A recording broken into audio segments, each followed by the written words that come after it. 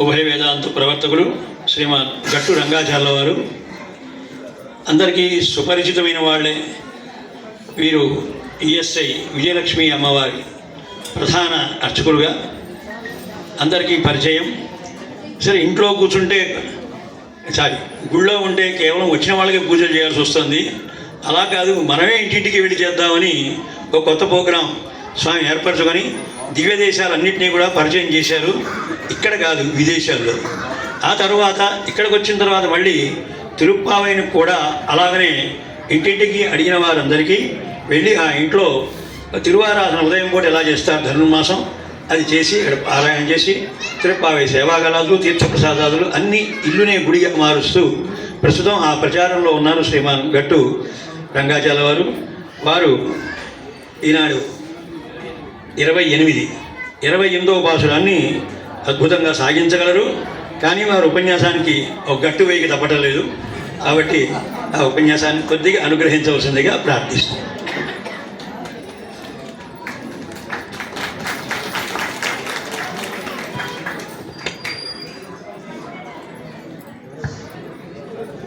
జై శ్రీమన్నారాయణ.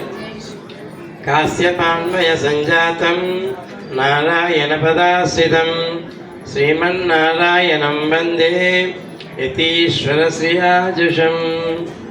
వేదికను అలంకరించిన జయస్వామి వారికి భాగవతోత్తములందరికీ కూడా దాసోహమును తెలియజేస్తూ ఈనాటి పాశురాన్ని 28వ పాశురాన్ని మాకు అనుగ్రహించారు. చివరి పాశురం. கலவைகள் பின் சென்று காணம் சேருந்துன்போ அறிவொன்று மில்லாத ஆயக்குலத்து உந்தன்னை பிறவி பிறந்தனை புண்ணியம் யாமுடையோ உலகை ஒன்றும் இல்லாத கோவிந்தா உந்தன்னோடுறவே நமக்கெங்குதிக்கவசியாது அறியாத பிள்ளைகளோ அன்பினால் உந்தன்னை சிறு பேரரைத்தனவும் சீரியருளாதே இறைவா நீதாராய் பலை ஏலோழம்பாவாய் ஆண்டாள் దివ్య తిరువడిగలే శరణం. శ్రీరామచంద్రుడికి ఒక నలుగురంటే ఇష్టమట. మొదటివాడు గుహుడు, రెండవవాడు హనుమంతుడు, మూడవవాడు విభీషణుడు, నాలుగవవాడు ఎవరు? ఇంత శ్రద్ధగా కూర్చొని శ్రవణం చేస్తున్న ఈ గోష్ఠి అంటే చాలా ఇష్టమట. ఎన్నో పనులు వదిలిపెట్టుకొని ఇక్కడికి వచ్చి ఇంతసేపు మీరుంటేనే కదా ఈ సదస్సుకు ఒక కళ. అటువంటి మనం అంటే చాలా ఇష్టమట, గోష్ఠి అంటే చాలా ఇష్టమట. ఈనాటి గోపికలందరూ కూడా సుకృతం అనేది నువ్వే శ్రీకృష్ణ మా సుకృతం లాంటివి అని చెప్పేసి సంబోధిస్తున్నారు. మనకు కూడా సుకృతం 3 రకాలుగా కలగజేస్తాడట భగవంతుడు. ఒకటి యాదృచ్ఛికం, రెండవది ఆనుషంగికం, మూడవది ప్రాసంగికం. మనం వెళ్తూ ఏదో ముచ్చట పెట్టుకుంటూ వెళ్తుంటాం. ఇక్కడ ఆలయంలో ఏదో జరుగుతుంది వచ్చి చూద్దాం అని అనుకొని వచ్చే మనం స్వామిని సేవించాలని అనుకోలేదు. కానీ సందర్భం వచ్చింది చూద్దామని చెప్పేసి లోపలికి రావడం, స్వామిని సేవించడం, మా కోసం వచ్చాడని చెప్పేసి భగవంతుడు ఒక సుకృతాన్ని మనకు కలుగజేస్తాడట.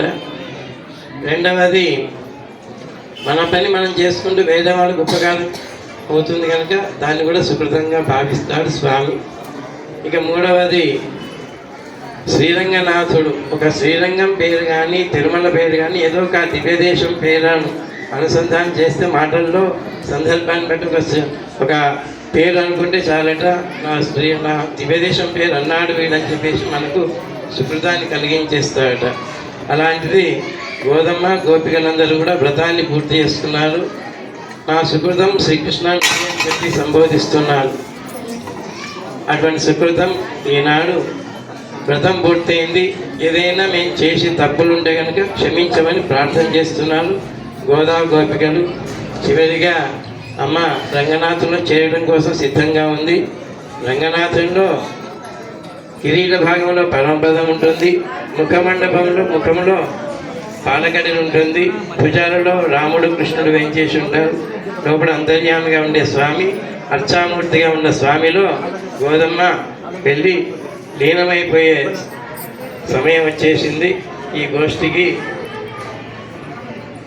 అనేక మంగళాశాసనం చేస్తూ స్వామివారికి కూడా దాసోహం సమర్పిస్తూ జయతు జయతు గోదా భట్టనాథస్య పుత్రి జయతు జయతు గోదా రంగనాథస్య పత్ని జయతు జయతు గోదా పావని లోకమాత జయతు జయతు గోదా సర్వసంపత్ప్రదాత గోదమ్మ పుట్టిన గొప్ప ఊరు గోవిందుడే అచట కొలువైన ఊరు మణిమయ భవనముల వెలిగేటి ఊరు ప్రపన్నులుండేటి బలువైన ఊరు 4 వేదాల నాదాల ఊరు విష్ణు చిత్తుల ఊరు విల్లి పుత్తూరు శ్రీమతే రమ్యజా మాతృమహేంద్రాయ మహాత్మనే శ్రీరంగవాసినే భూయాత్ నిత్యశ్రీ నిత్యమంగళం.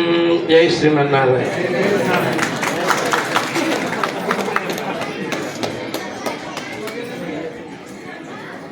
అమ్మవారి కటాక్షం ఇక్కడ తిరుప్పావై సదస్సులో ప్రసరించబడింది. మనమంతా ధన్యులం.